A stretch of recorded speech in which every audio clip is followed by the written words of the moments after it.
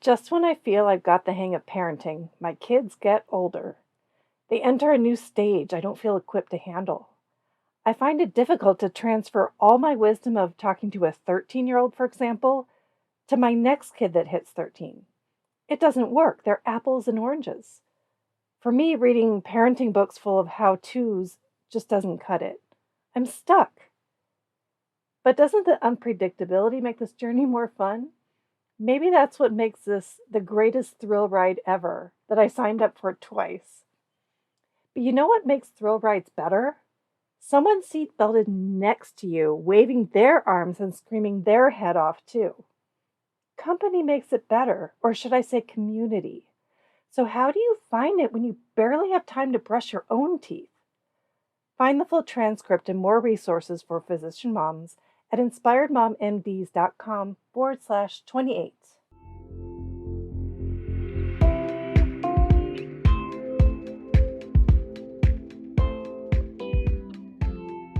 You're listening to Inspired Mom MDs with host Cindy Van Prague, helping physician moms take back control and prioritize what matters most so they thrive in private practice and at home. Hi, and thanks for joining me. High achieving people get where they are because they are natural problem solvers. Their drive and persistence elevates their game, and they succeed. Then, hold up. You bring in a new little human into your life and fast realize that little creature doesn't play by your rules. They have their own rules and playbook. And that moment of realization is a shocker, I know.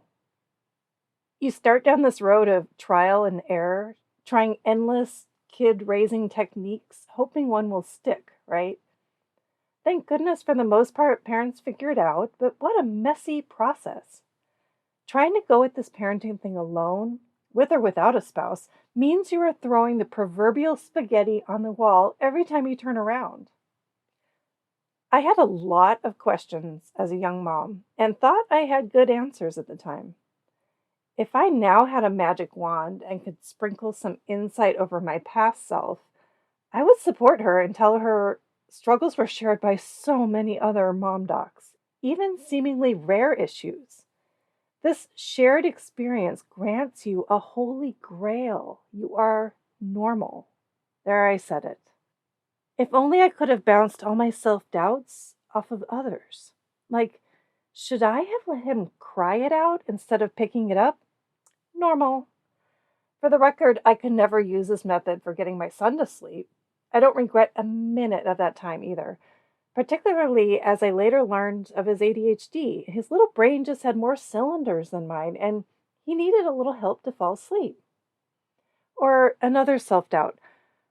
Why couldn't I succeed in breastfeeding my first kid? Again, normal. I was dead set on doing what I thought was the right thing. You breastfeed your firstborn 100%. And on that first well baby check with the pediatrician after getting home from the hospital, the nurse pressed some formula samples into my hand, and it dawned on me. This wasn't working. I needed a supplement. Or another self-doubt. Should I not have steri-stripped that wound and headed to the ER instead? Oh, again, normal. On this one, again, I feel like I have to explain. In hindsight, yes, I made the right decision by not taking my 5 and 3-year-old to the emergency room alone at 10 p.m. on a work night for a small wound that, sure, could have used a couple stitches, but I will say the steri strips held great, the wound healed fine, and there's barely a scar to see today. I have gone to the other extreme where I managed to have a plastic surgeon come to my house as a favor to stitch my kid's forehead. Again, this was the right decision to avoid the drama of an ADHD kid in the ER, and I called in an expert to help. I rest my case on that one. So I finally talked with other physician moms about my doubts and regrets. And only then did I realize, hey, I'm not doing so bad. These things aren't unique. Are you shaking your head yes to some of these? They sure seemed unique at the time. Other women have similar self doubts. I wish I could have talked with them as I was going through them. Back then, it was around 2010. Smartphones and social media were just on the rise, and it was hard to find community. If I had found community, I'd have found normalcy. Now, I'm not being hard on myself for what did or didn't happen in the past. Judging in hindsight is not fair, it's a bias. Hindsight bias is a very real and strange thing. It's the I knew it all along phenomenon or creeping determinism.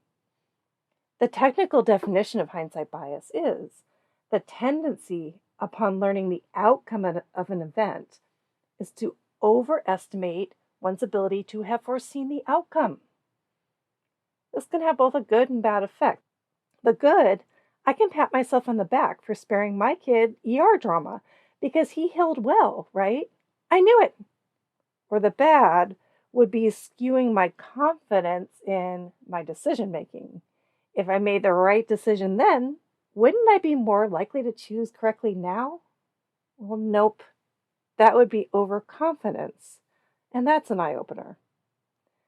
I just mentioned hindsight bias because of the need to learn from the past. Just beware, it can be overestimating your decision making abilities. Now back to the present. A great equalizer is sharing an experience with others. I go through a process when something happens. I laugh, I cry, I share, I feel better. Honestly, sometimes I flip the first two. I cry and then laugh. But you can do something similar when you're facing a parenting struggle. So first, process it for yourself. Laugh, cry, write, go work out, make cookies, whatever it takes. You do need a little time and space for that hindsight, time to process your experience. Second, share your story, both for yourself and for others. You're giving a small gift of normalcy to others, and others will give support in return. And then you have community. I was recently talking to a physician mom who's a new connection for me. We were just talking more superficially about medicine. And she soon dived into a personal story about her child, which was life altering. And it gave me chills because it resonated with me.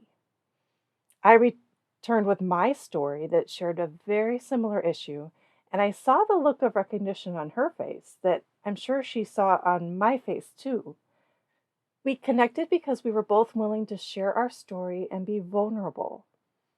My feelings felt validated, and I hung up the video call feeling stronger as a mom. You don't have to go at parenting alone. Many struggles are shared by all these people around you. They just don't talk about it. To start or join a conversation does mean putting yourself out there a bit. It takes a little vulnerability for others to open up and share on a deeper level, like what I did with that mom recently. Actually, she was vulnerable. My connection with her is verifiably stronger now. Now you get to ask, where do you want to find community? You can find a group of docs, women, parents, you name it, on almost any issue. Sure, there are many groups on Facebook that include very niche topics, but there are meetup groups and webinars and conferences on these topics where you can strike up a conversation and connections. Right now, my roller coaster of parenting is heading through the high school years, so wish me luck. And if you relate, feel free to reach out to me if you want to talk. LinkedIn is my social media platform of choice. Just search my name, Cindy Van Prague. And don't forget to join me next week for another dose of support and inspiration. Until then, take care of yourselves and take care of those who matter most. It's time to take control and thrive.